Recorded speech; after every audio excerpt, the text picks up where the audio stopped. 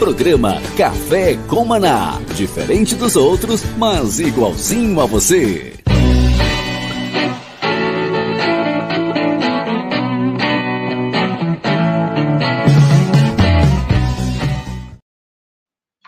Shalom, graça e paz, bem-vindo ao programa Café com Maná, o programa que vem do céu todas as manhãs.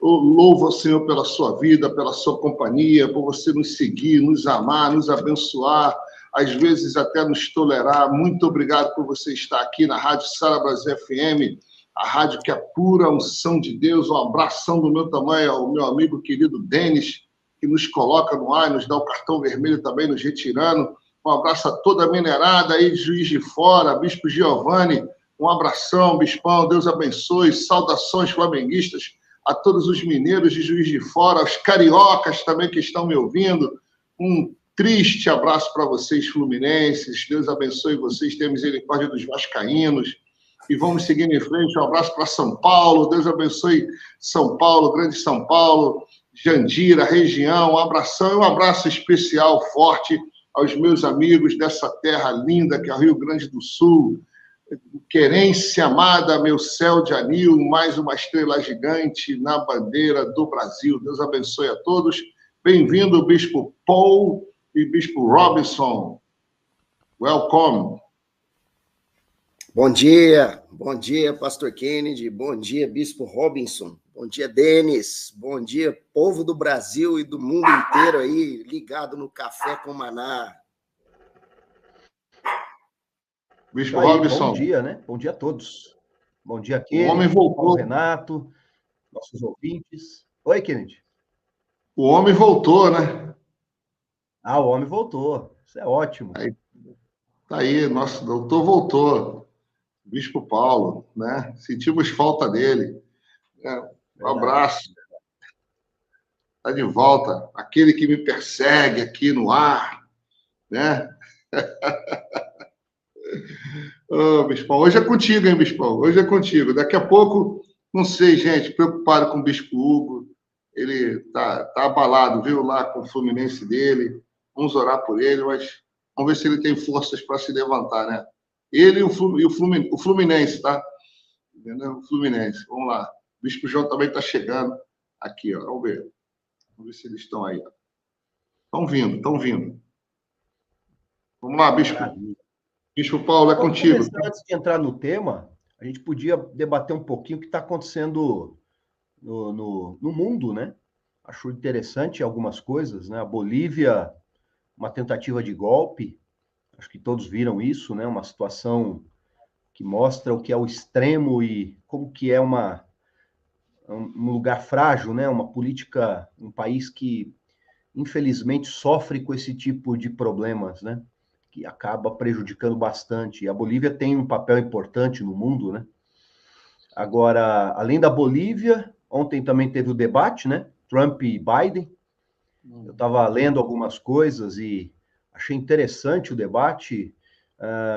Quem vamos dizer assim, quem não gosta do Trump, quem não tem nenhuma simpatia, que, enfim, né? É uma oposição ao Trump no mundo, tá? Inclusive os jornais brasileiros também, né? Os editores brasileiros, reconhecem que o Trump venceu o debate, engoliu o Biden, só que, claro, eles vão acrescentando, né? Que exagerou, que tem mentiras, que tem isso, que tem aquilo, que tem fake news. Mas é interessante, né? Porque houve essa primeira embate ali nos Estados Unidos e que foi uma coisa assim, um passeio do Trump no debate. Esses dois pontos, né, na geopolítica, o que vocês me falam? Olha, eu não vi o debate até o fim, né? Eu vi ele assim até mais ou menos ali os 50 minutos.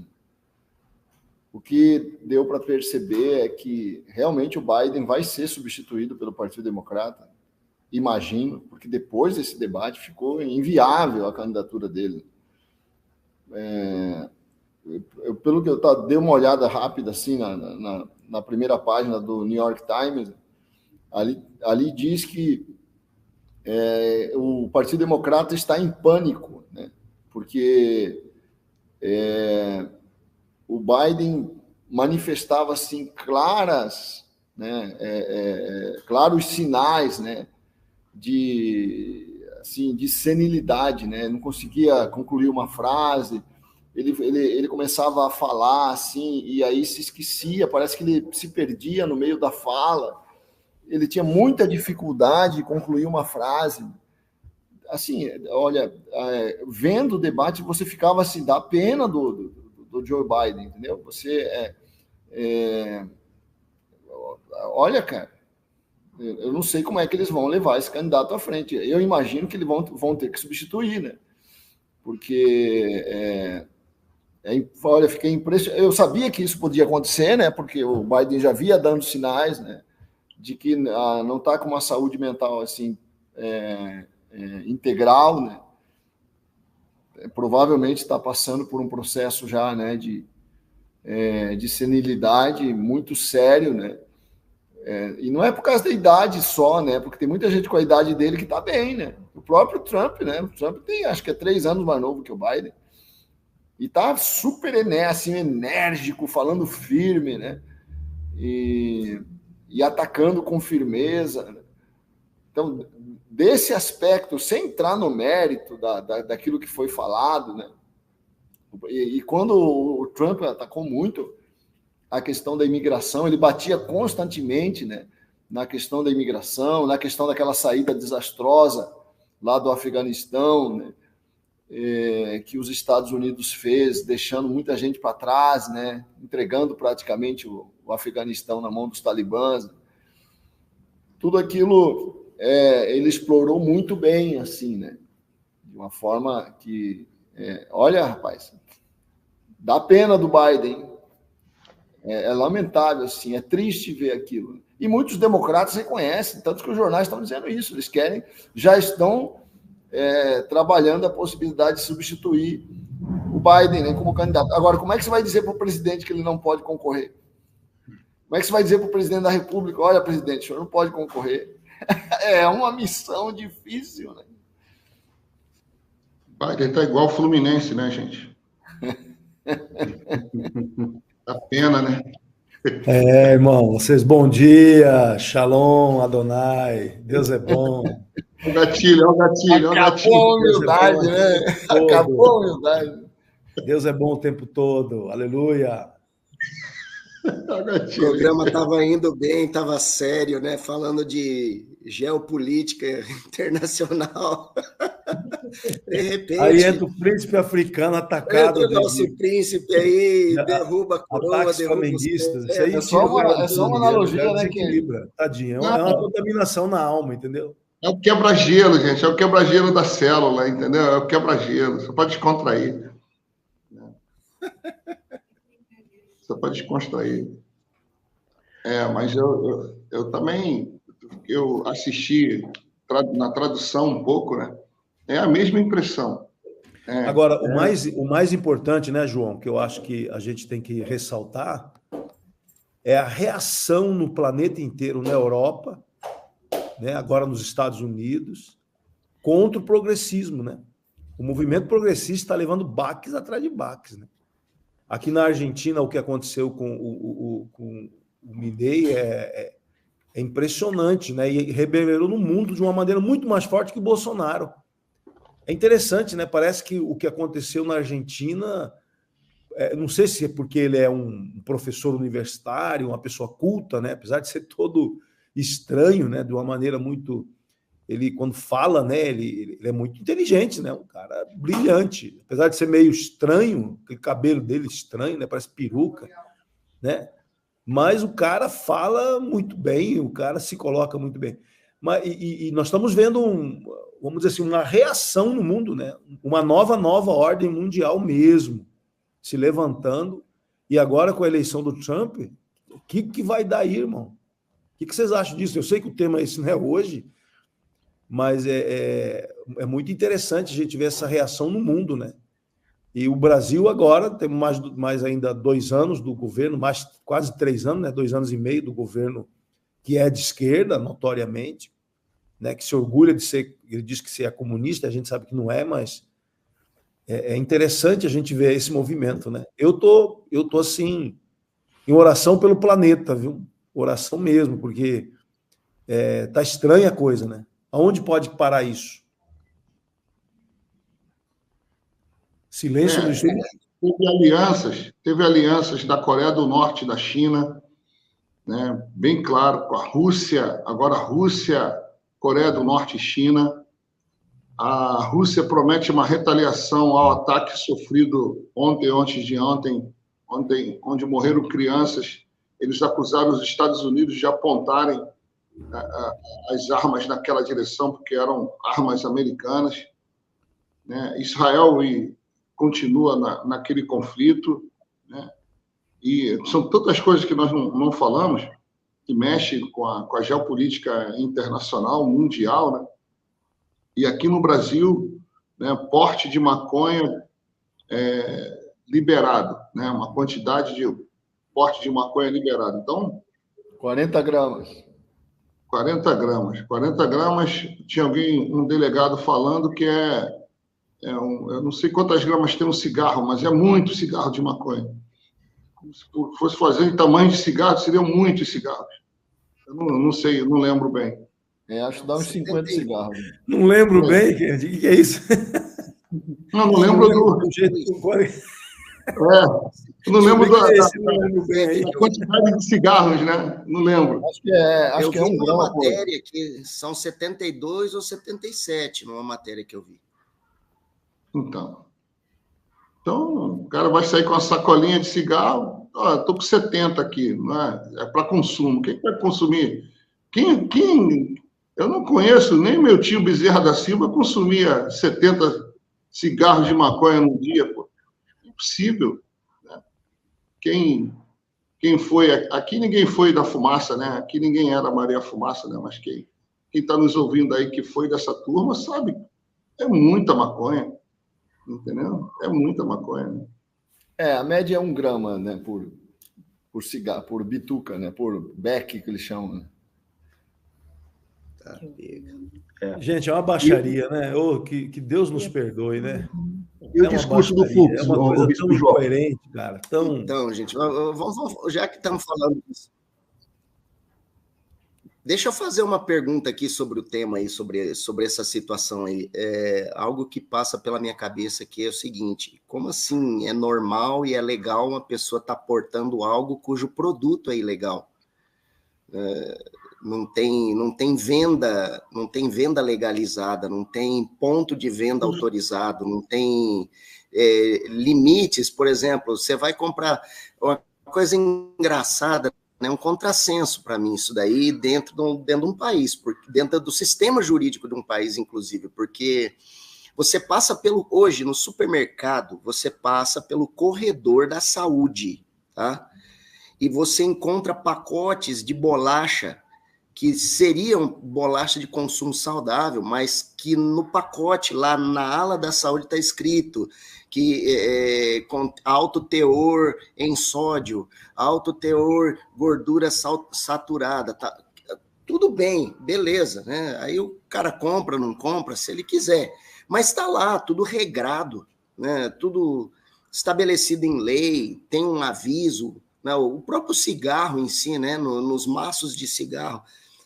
Eu vi, semana passada, eu vi uma estatística de quanto que houve de constatação de redução do consumo do tabaco, do cigarro, após o momento onde começou a vir impresso nos maços de cigarro aquelas mensagens: isso aqui causa câncer, isso aqui causa impotência sexual, isso aqui causa etc, etc.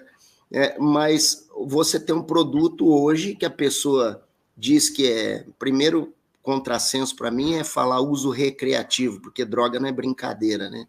O negócio que entorpece não é brincadeira. Então, essa eufemização aí também para mim não serve de nada. Mas o fato de que agora, beleza, o cara tem lá, vamos colocar o número 50 aí que o Bispo João falou, que fosse 50. O cara tem 50 enroladinhos ali, para o meu consumo. Só que o produto foi comprado onde? De quem? Que loja vendeu? Que imposto foi pago? Então, eu não sou a favor de legalização de droga nenhuma, em hipótese alguma.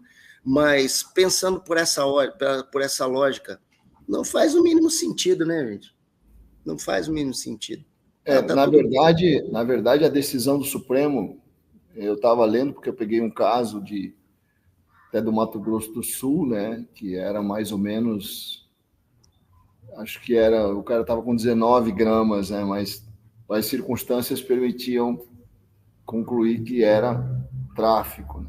Por causa das circunstâncias, o cara estava com caderneta de anotação de comprador e tudo mais, né? Balança de precisão, né? Quer dizer, havia clara manifestação de tráfico. Nesse caso, é isso que é bom entender, né? Não quero defender o Supremo, mas vamos entender a decisão do Supremo. A decisão do Supremo não é que essa conduta passa a ser legalizada. A decisão do Supremo essa conduta não caracteriza mais crime, mas permanece, o artigo 28 da Lei de Drogas permanece vigente.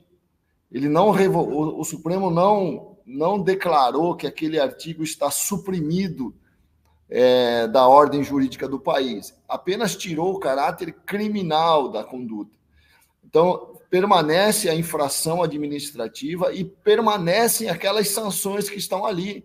O cara continua sendo obrigado a prestar, pagar uma cesta básica. As sanções deixam de ter apenas a natureza criminal e passam a ter a natureza administrativa. Quer dizer, é mais ou menos como uma infração de trânsito. O cara continua tendo que pagar uma multa, uma infração, vamos dizer assim.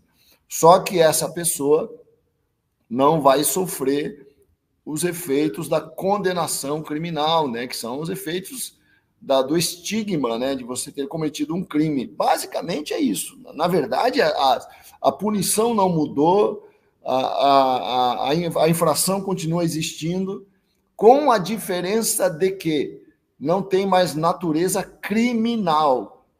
É importante entender isso, né? O Supremo não está dizendo que é legal, que é lícito você consumir maconha.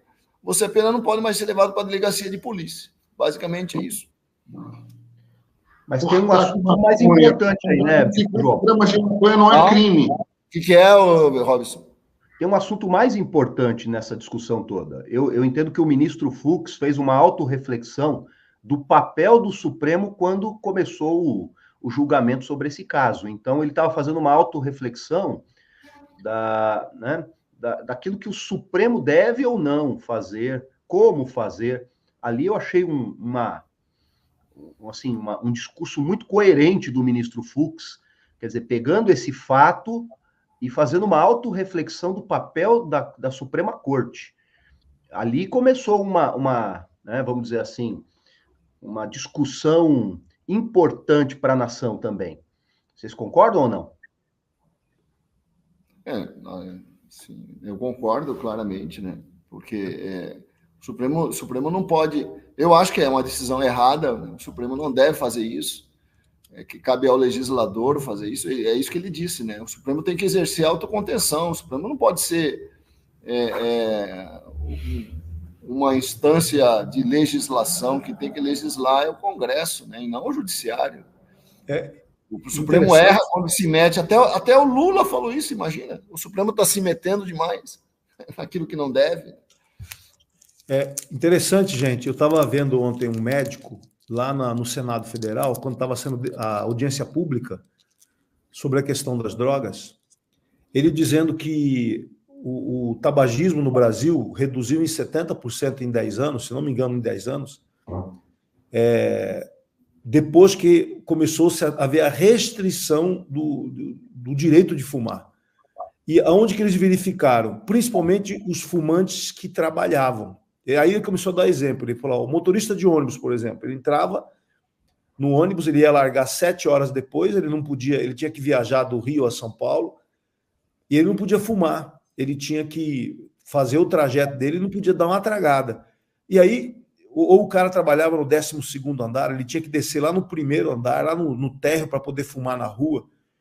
Então, foi constatado que 80% das pessoas que largaram o cigarro, largaram por causa da restrição de poder fumar. A lei levou eles à liberdade. Que coisa, né? A minha preocupação é essa mesmo, é com esse afrouxamento, né?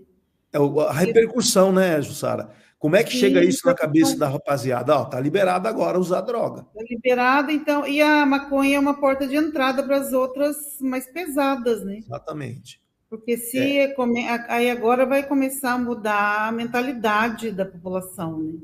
Assim, para eles está chegando essa notícia, está liberada a maconha, quer dizer, para a juventude está chegando essa informação, a droga está sendo liberada.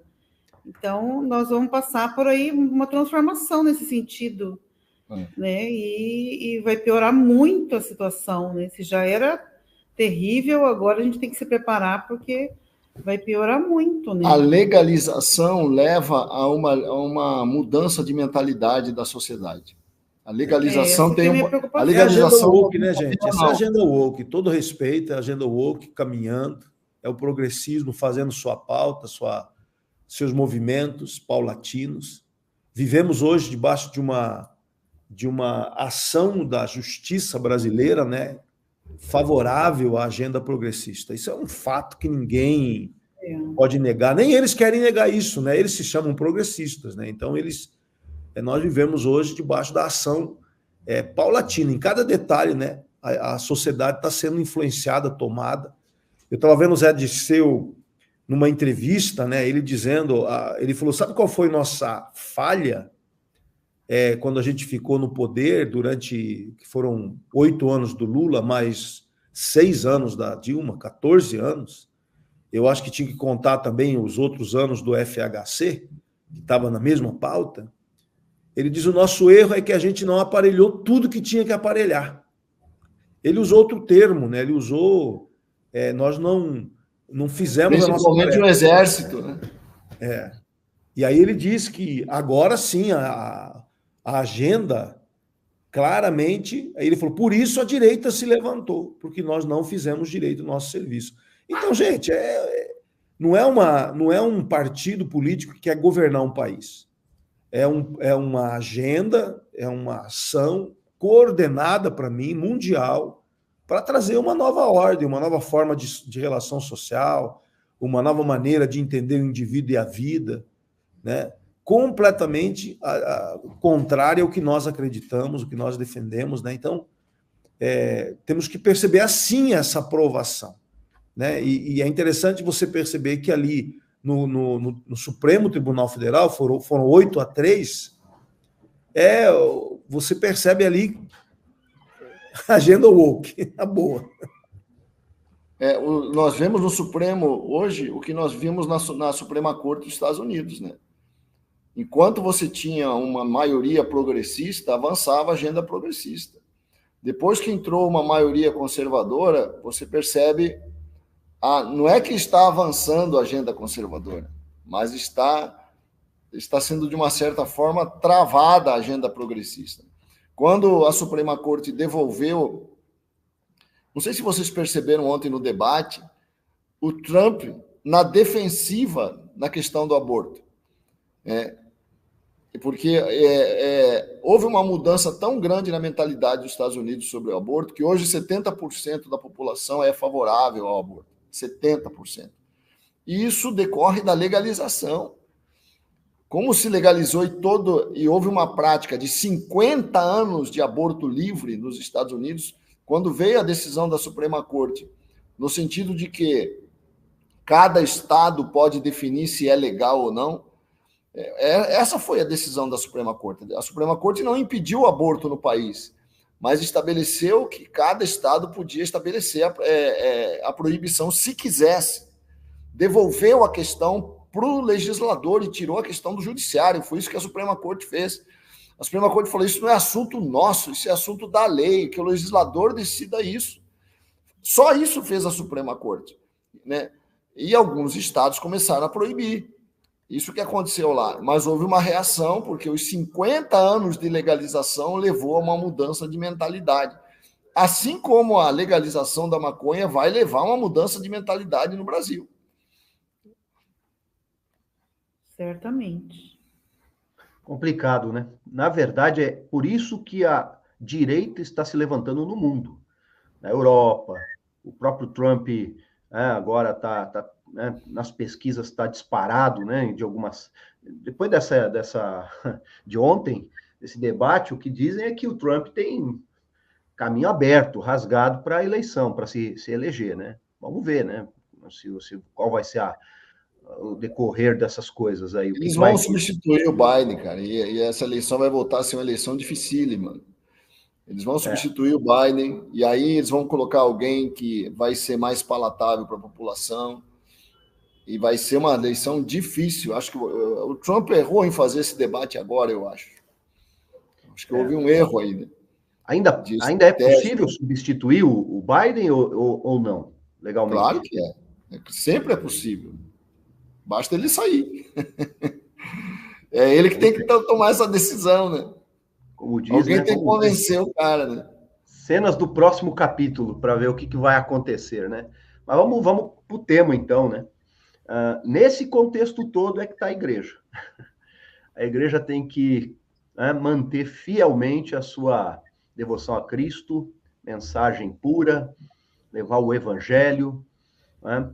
E preocupar-se com as vidas. Mas o que são as vidas, né? Que a gente tanto fala que nós temos que nos preocupar. Como é que elas estão? Quem será a futura igreja? Porque com essas coisas todas que a gente conversou aqui, mudança de mentalidade, então os futuros membros da igreja são pessoas que podem estar submissos a essa cultura toda. Aí entra, que igreja nós estamos construindo? Sabendo que nós temos essas lutas, né? As novas gerações que estão por vir, né? As que estão aí, que virão, elas estão influenciadas por essas culturas, né? A cultura woke, principalmente essa agenda woke, né? Não é nenhuma cultura só, mas mais do que isso, né? Uma militância muito forte para poder construir esse tipo de mentalidade. Mas vamos lá. Que igreja nós estamos construindo? Eu vou pegar uma frase só para que a gente comece o debate, uma frase de alguém que escreveu isso num livro, perguntando, né, conversando com pessoas. Olha só a frase, tá? Uma pessoa aqui. Honestamente, não gosto de pessoas religiosas que julgam e menosprezam outras crenças. Bom, essa é uma frase, né, que reflete um sentimento. O que vocês me dizem? Que igreja nós estamos construindo? Vamos começar com o Kennedy, né? Aí vai rodando. Paulo. O príncipe africano.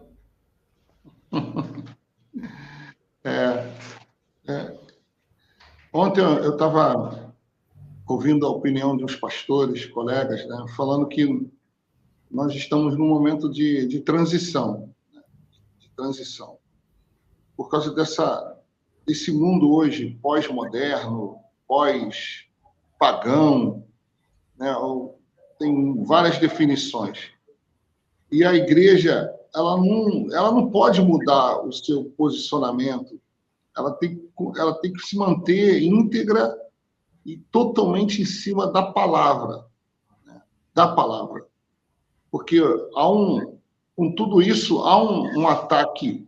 Não é mais oculto, claro, a igreja, principalmente na forma da igreja comunicar o evangelho em relação a comportamentos. E esse ataque tem inibido alguns líderes, inibem algumas igrejas, né? Então já tem igrejas, ele falava que já existem igrejas no alto comando delas, né? No alto clero da igreja, dizendo que a comunicação, trabalhando uma comunicação mais moderna, né, em relação a comportamento e a pecado, né, e ele falou, olha, nós não temos como mudar, não vamos mudar, nós vamos ter que enfrentar isso com muita sabedoria, com muita graça, né, porque é uma geração totalmente nova, e nós temos dois tipos, ele classificou assim, os pastores acima de 45 anos já estão fora dessa geração, né? Ele colocando, e os novos nasceram nessa geração, e nós que temos uma idade, que somos pais, temos que, é isso que o Bispo Hugo fala sempre aqui, né? treinar e aparelhar esses jovens para enfrentarem essa nova onda que já está aí, né, em relação ao mundo e à igreja. Então, nós temos que trabalhar muito isso, deixar isso bem claro, né? Deus é o mesmo ontem, hoje e eternamente, e a igreja ela tem a mesma palavra. Ela tem a mesma palavra. Pode mudar a cor da igreja, pode mudar o tipo de aparelhagem, pode mudar o estilo de música, mas a palavra não muda. A essência da palavra, ela não muda, né? Pode mudar o jeito de vestir, pode mudar a cor do cabelo, isso pode mudar. Agora, o que está na palavra, não tem como a igreja retirar ou acrescentar.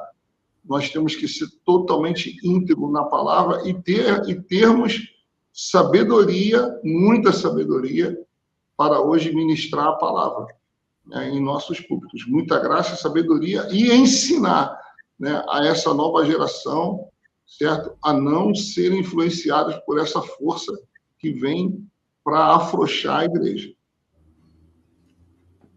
O nosso amigo Tom Holland, que não é o Homem-Aranha, mas é o autor do Domínio, né, que é aquele livro sobre a história da igreja, ele falando, né, que na visão dele, né, que é uma visão de alguém de fora, né, o discurso da igreja não pode se abraçar apenas essa questão da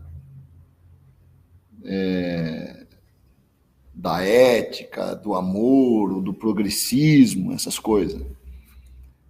Ele fala, as pessoas querem o sobrenatural. Olha só, olha a visão do cara. As pessoas querem a igreja porque a igreja conecta as pessoas com outro mundo, com a glória de Deus. É isso que a igreja tem que oferecer, cara. Uma vez o Felipe falou lá, o bispo Felipe, né, o filho do bispo Cirino, nós não temos... O mundo tem muito mais coisa para oferecer do que nós. Tem mais conforto. Se você vai no shopping, isso é muito mais confortável que numa igreja. Você vai num hotel 5 estrelas, você vai encontrar muita coisa boa. Você vai no cinema. Mas tem uma coisa que nós oferecemos que eles não podem oferecer, que é a glória de Deus, a presença de Deus. Ninguém oferece isso. Esse é o diferencial da igreja. A glória de Deus. Agora, se a gente abrir mão disso, se a gente abrir mão do sobrenatural para ficar fazendo um discurso bonito para o mundo gostar de nós, nós estamos perdidos, meu irmão. É por isso que as igrejas na Europa estão vazias, cederam à pressão do mundo. Nós não temos nada que ver com isso. Nós precisamos da glória. Nosso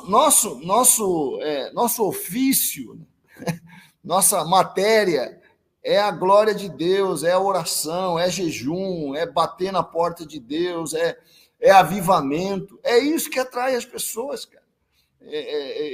As pessoas querem Deus. E só nós oferecemos Deus. Só a igreja oferece presença de Deus. Eu nunca mais esqueci quando o Felipe fez essa comparação. Entendeu? O mundo tem muita coisa para oferecer que nós não temos. Mas tem uma coisa que nós temos que eles definitivamente não têm. Por que não vão ficar imitando os caras?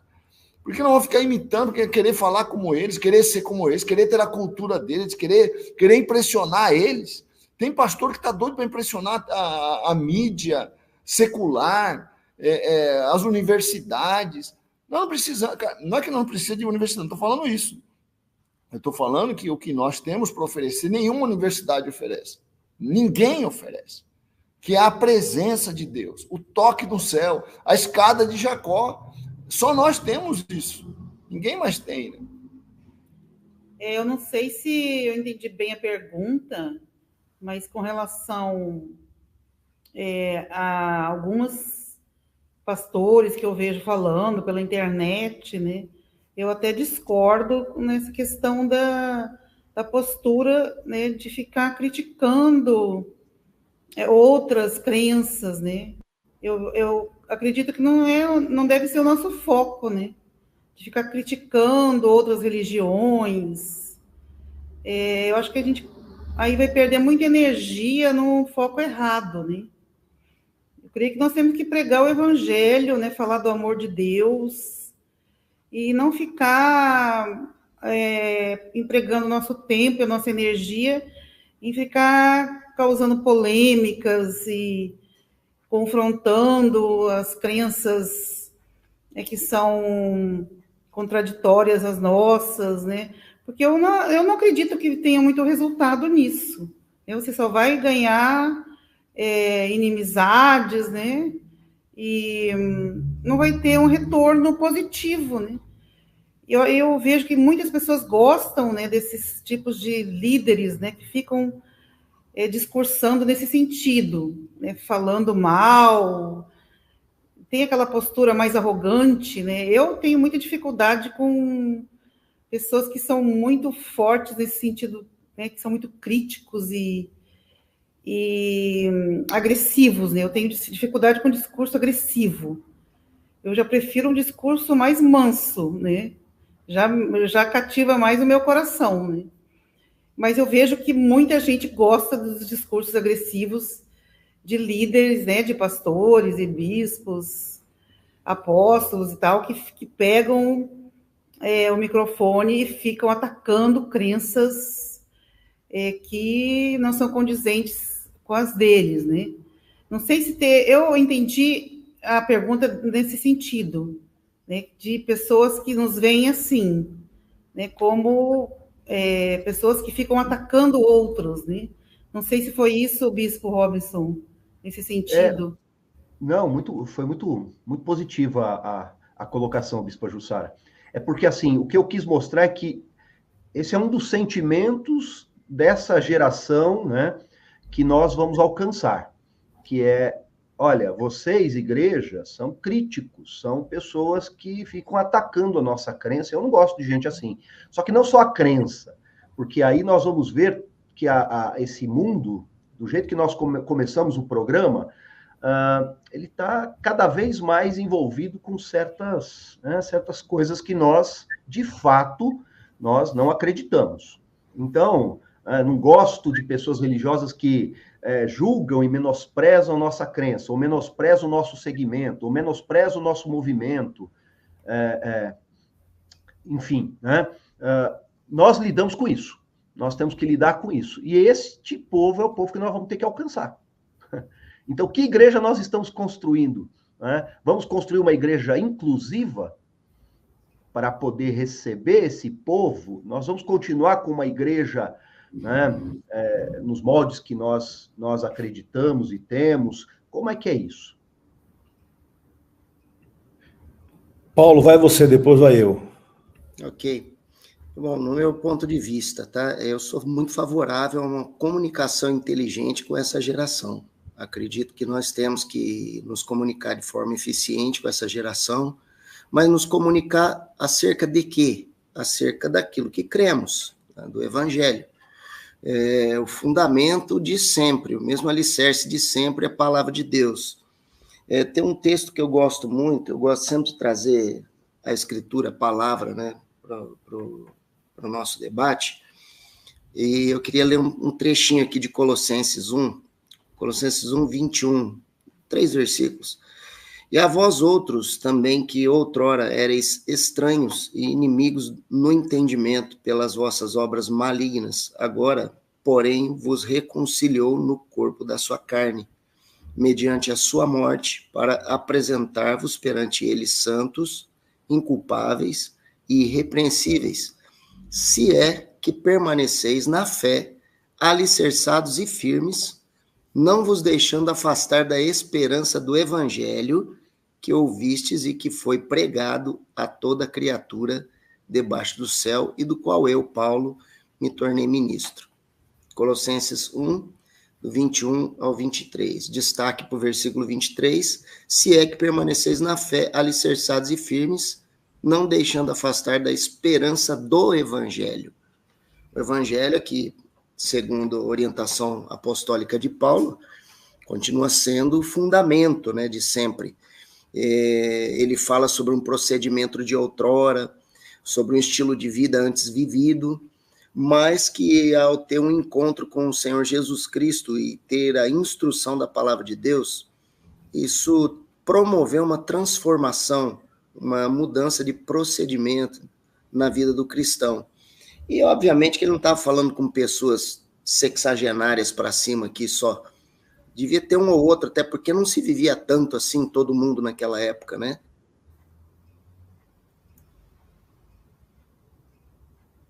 Opa, travou. Travou. Vamos esperar o Paulo Renato voltar. Eu quando estou ouvindo, gostei demais do que o João falou, né? Ô, Paulo, quer continuar? Paulo?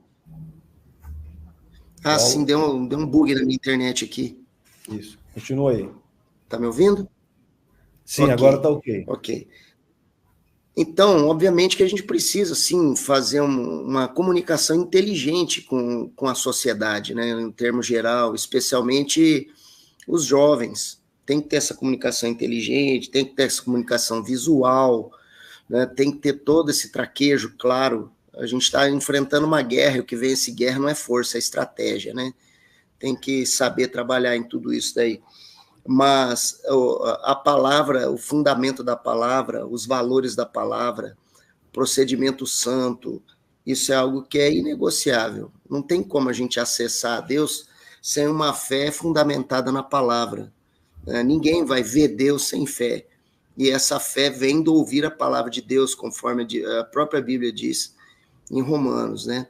Então, para mim, o conselho que firma todas essas coisas é aquele que promove o alicerce, uma igreja que a gente está edificando. Que igreja que é essa? Tem que ser uma igreja alicerçada no firme fundamento. E o firme fundamento é a palavra que gera essa fé. Eu gostei demais quando o João falou sobre que o nosso alvo, o nosso objetivo é trazer glória de Deus, porque todos pecaram e carecem, né? A carência da humanidade é de glória de Deus. Isso me fascina. Daí a necessidade, né, de que igreja queremos edificar. Eu creio que, primeiro, nós temos que ter alguns olhares. Primeiro, olhar para dentro. Né? Eu creio que, quando Jesus diz que nós temos que ter dois movimentos. Um é ir de pregar o evangelho, que é ganhar alma, e o outro é ir de fazer discípulos. Nós vemos ali dois movimentos, né? Um para fora e outro para dentro. Quando eu vou pregar o evangelho, eu tenho que usar, como diz Paulo, eu me fiz de tudo para com todos, para de alguma forma alcançar a muitos, né? Então, em linha com o que o Paulo Renato disse, né, nós, ao pregarmos o evangelho, nós temos que usar a sabedoria e a linguagem para que alcance corações com o evangelho genuíno. E aí entra o que o Kennedy diz sobre palavra, sobre apaixonar a igreja na palavra, né? Então, na proclamação do evangelho, nós temos que ser agressivos, né? Daí estratégias, métodos e o que for necessário para que a gente possa alcançar a humanidade por meio da pregação do evangelho. E o outro é fazer discípulos, que é para dentro. Então, e para fazer discípulo é importante, né? Porque quando Jesus fala, errais em não conhecer as escrituras e o poder de Deus. Eu creio que ao fazer discípulos, nós temos que ensinar as escrituras por meio do poder. E aí entra todos os modelos que nós vemos na igreja, né? Como é que a igreja fazia discípulos? A igreja fazia discípulos através da doutrina dos apóstolos e dos profetas, a reinterpretação da Bíblia que Jesus trouxe, né, por meio da revelação do evangelho, a compreensão do que era figura passa a ser real, a Páscoa deixa de ser um rito da saída do Egito e passa a ser a morte e ressurreição de Jesus. Então, a igreja de Atos, ela usava doutrina, comunhão, né, de casa em casa, oração intensa, aleluia, como eu gosto disso, e, em quarto lugar, reunião no templo. Então, eu creio que esse fazer discípulos, que é o que vai preparar a nossa turma para enfrentamento desse mundo tenebroso, né?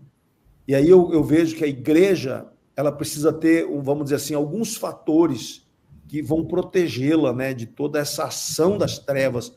E isso é ver as profecias. Por isso que eu digo que não dá para ser líder e pregar o evangelho sem ter uma compreensão escatológica, né? Olhar o que Jesus fala sobre os últimos dias. Nós já vivemos o ambiente dos últimos dias. Se vivemos os últimos dias, é outra história. Mas o ambiente já é igual. Então eu percebo que, como foram nos dias de Noé, como foram nos dias de Ló, que ambientes havia nos dias de Noé, que ambiente havia nos dias de Ló, Jesus disse que vão se repetir. E aí entra o que a Jussara disse, a bispa Jussara disse, odiarão, né, e trairão uns aos outros, haverá ódio nas igrejas, um discurso contra os irmãos. É a única religião que fala mal dela mesma, é o evangélico. O evangélico fica falando mal de evangélico. Você não vê isso no espírito, você não vê isso no macumbeiro, você não vê isso na Umbanda, você não vê isso. Você vê isso aonde? No evangelho. Porque é algo profético. Então, para concluir aqui a minha fala, nós precisamos pregar o evangelho, temos que ter células, estratégias, temos que ter movimentos de evangelismo, todas as formas possíveis. Temos que estimular a igreja, quem ama traz mais um, né? Tem que trazer para as igrejas, nós temos que encher nossas igrejas de visitantes. Gostei da ideia do João, do culto do amigo, lá que ele e a Jussara fizeram. Eu quero imitar eles aqui, que nem japonês, com a graça de Deus, né? E nós pudermos cumprir esse id e pregar, e fazer discípulo. Fazer discípulo é o discipulado semanal, é o cuidado, é olhar o semblante do teu povo, é ter o carinho de levá-los a conhecerem a Cristo, de ficar Cristo neles. E uma visão escatológica, entendendo o tempo que você está vivendo, que ela é terrível o tempo que nós vivemos espiritualmente. E tenho dito. Deus abençoe aí. Muito bom. Eu reparti um vídeo com vocês no canal nosso que nós temos no WhatsApp, de um pastor, e ele está chamando as pessoas, né? Então, ele deixa muito claro na mensagem dele, naquele corte que é feito no vídeo, de que é uma igreja inclusiva, né? Pode vir, venha do jeito que você está, né? Venha. Ele começa a chamar os diversos movimentos da sociedade, as diversas pessoas na sociedade. Eu pergunto para vocês, essa famosa frase, né? Venha como você está. A cultura da aceitação, vamos dizer assim.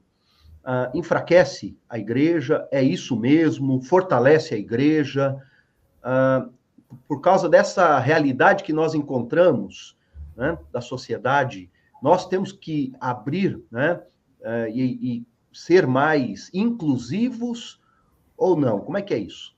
Eu vou falar sobre isso, eu sei que é a hora do Kennedy, mas eu vou falar só um minuto. Eu acho que sim, eu acho que o discurso está correto, eu não acho que o discurso dele está errado. Eu acho que nós temos que falar exatamente isso, venha como está, só que você não pode permanecer como está. Eu acho que o problema não é você dizer venha como está, isso está perfeito. Jesus chamou prostituta, Jesus chamou todo tipo de pessoa, mas chamou para a transformação. Eu acho que o que falta é a segunda parte, talvez, né? Ninguém chama, eu sou chamado para vir como eu estou, não importa o que eu estou fazendo, se eu estou nas drogas, se eu estou na prostituição, se eu estou roubando, se eu sou um corrupto na política, eu sou chamado para ser como eu estou, para vir como eu estou. Mas eu não posso permanecer como eu estou, porque o chamado de Deus não sei se existe essa palavra, né, mas eu vou usar, é transformacional. É para transformação, não é para você, não é para acomodação. Deus te chama para transformação, não te chama para acomodação. Ninguém pode permanecer como está. Todos são chamados para ser santificados. O chamado é para eu me converter e iniciar uma jornada de santificação. Né, amor? Até tem aquela frase que Jesus te ama e por isso morreu para te salvar, mas te ama tanto que não consegue te deixar da mesma maneira. Então, é o amor de Deus que vai levar você a ser transformado, né? Isso é uma obra de Deus, né? Não tem como ser uma obra humana, né? Quanto mais a pessoa vai se aproximando de Deus, ela vai sendo transformada. Eu vejo até como algo espontâneo, né?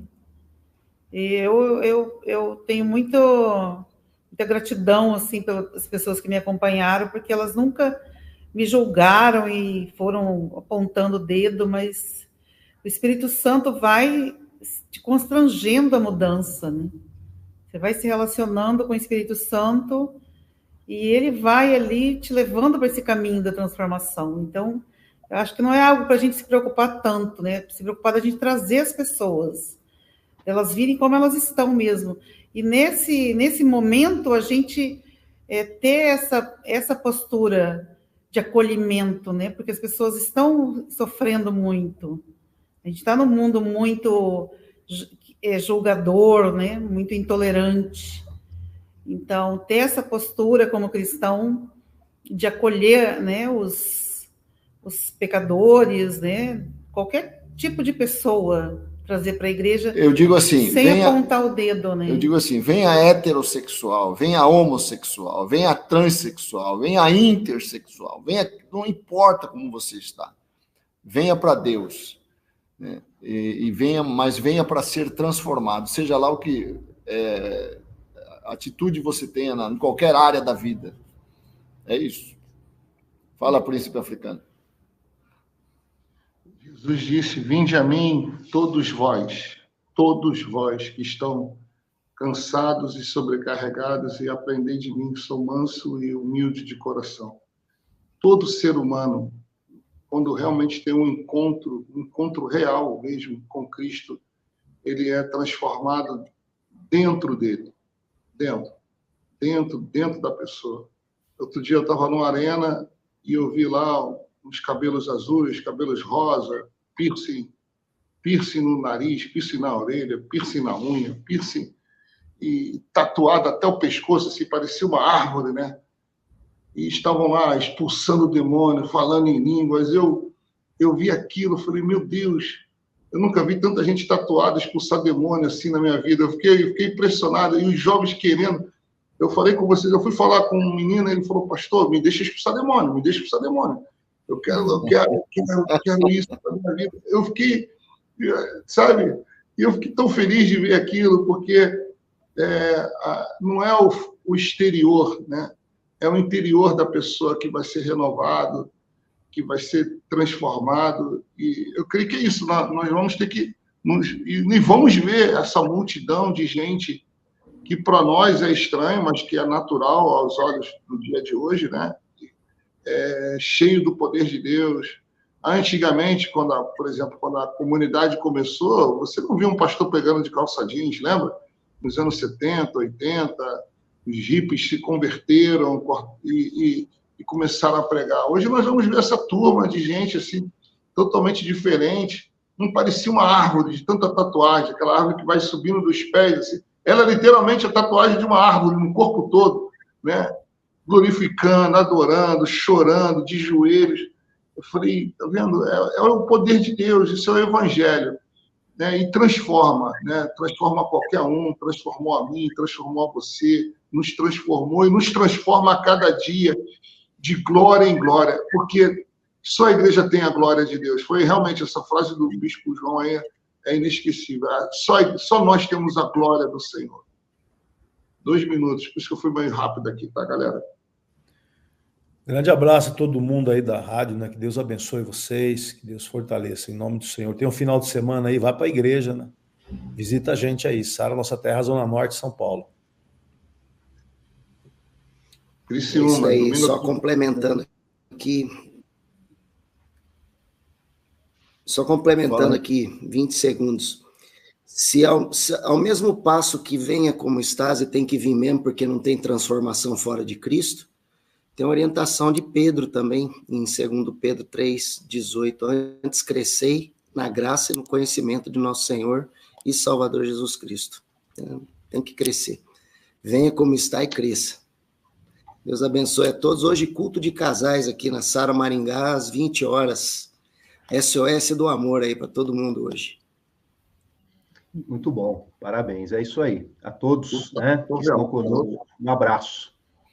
É uma frase que eu via muito lá na comunidade, lá no Rio de Janeiro, era venha do jeito que você está, que o que for fruto podre vai cair. E o Kennedy, a igreja que eu e o João nos convertemos, o pessoal pregava de camiseta, calça jeans, só não pregava de bermuda. Mas eles não usavam nem camisa, manga comprida, era tudo camiseta mesmo, lá no Rio de Janeiro. Era uma igreja vanguardista e eles começaram em 71, hein? Olha só. 71. Não, foi um escândalo, Mas eu não ia me converter em outro lugar, né? Tinha que ser num lugar assim. Acabou o tempo, gente. Beijão aí para todo mundo. Beijão para todos. Fica aí que nós ainda estamos no YouTube, hein? Isso, vamos encerrar no YouTube. Tchau. Programa Café com Maná. Diferente dos outros, mas igualzinho a você. Muito bom. A ideia de mencionar a turma aí, né? Oi? Os comentários no YouTube, é importante alguém mencionar aí. Alguém está com... Alguém quer falar? Deixa eu posso falar aqui. Dá uma atenção pro chat aí, ó. Oi? Dá uma atenção pro chat. Isso. A Cristiane Ferreira, Márcia Bispo, todos a Lisiane, o Osmar Nasser, né? Da Zona Norte, são da Zona Norte aí, de São Paulo, né? Bispo Paulo Renato, a Mara, a Mary Emiliano, também, a Elis, a barbearia, o meu barbeiro preferido, Dom Rafael, né? A Elis Capelletti, ela falou assim, mas hoje, antes da decisão do STF, o uso já não gera prisão, pelo menos já era como ocorria há alguns anos quando eu atuava nessa área. Na verdade, já não gerava prisão, Mas ela tem razão. Já não gerava, quer dizer, já não era sem prisão. Sim, já era sem prisão. Mas o Supremo tirou a natureza criminal da infração, né? A infração perdeu a natureza criminal. Não é mais caso de polícia. É um caso administrativo. Foi essa a decisão do Supremo. Na verdade, é um passo. É um passo para algo que... É porque, na realidade, a decisão original do ministro Gilmar Mendes, que era a decisão, o primeiro voto, era para a liberação de todas as drogas para uso pessoal. E aí houve uma reação muito forte da sociedade, e eles restringiram apenas a maconha, mas o voto inicial era para a liberação de todas as drogas. Para o uso pessoal, né, e tirar o caráter criminal do uso pessoal de todas. Aí eles foram modulando por conta da reação social. Então, gente, é isso. Né? Os irmãos participando ali, obrigado pela participação de todos, são sempre todos muito bem-vindos. Amém? Gente, amém. Eu realmente tenho que sair agora, tá? Tem que sair agora ali. O carro já está ligado para eu entrar e voltar. Tá bom, gente? Um grande abraço a todos. Um abraço. Um abraço a todos, então. Tchau, gente. Bom final de semana aí para vocês.